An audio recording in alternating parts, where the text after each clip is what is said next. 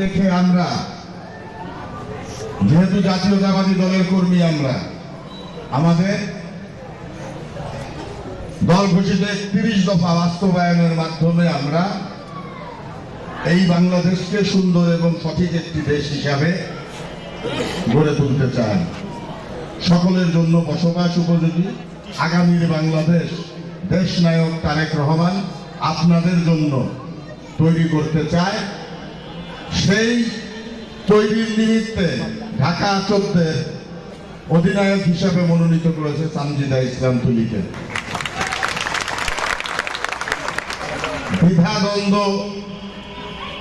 সবকিছু ভুলে আমরা সবাই ধানের শীষের পক্ষে কাজ করছি, ধানের শীষের পক্ষেই কাজ করব ইনশাল্লাহ। সানজিদা ইসলাম তুলি আমাদের সকলের চেষ্টায় আমি মনে করি, আমি শতভাগ নিশ্চিত ইনশাল্লাহ আমাদের ভোটে নির্বাচিত হয়ে সংসদে যাবে এবং এই সাহালির যাবতীয় সমস্যা, ঢাকা 14 যাবতীয় সমস্যা, এখানকার মাদকের সমস্যা, চাঁদাবাজির সমস্যা, আপনার আমার মা বোনের চলাচলের স্বাধীনতা।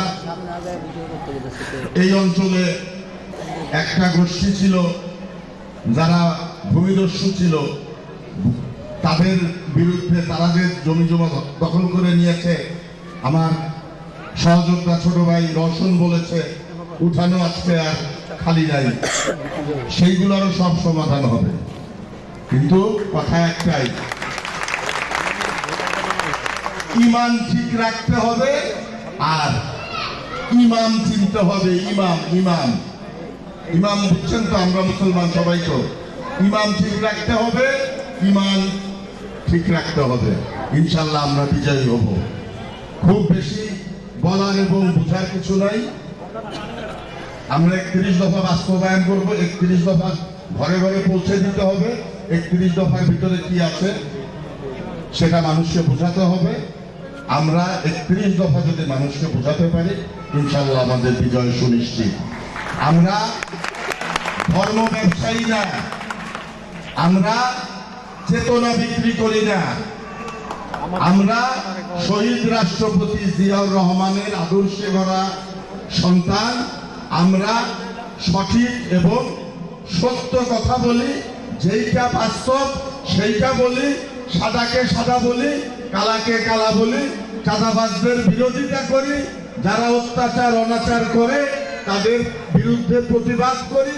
আপনাদের সকলের জন্য সকলে ভালো থাকবেন, সকলে নিজের মনের আত্মশক্তিতে বলিয়ান থাকবেন।